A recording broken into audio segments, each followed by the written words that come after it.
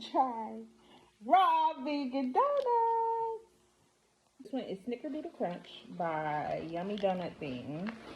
Ingredients are almond flour, coconut oil, coconut butter, coconut, monk fruit, vanilla extract, cinnamon, Himalayan pink salt, almonds, coconut. Again, that's a lot of coconut. So this is Snickerdoodle. Now, raw vegan, I know it's not going to have the same texture as a regular donut, but let's give it a try.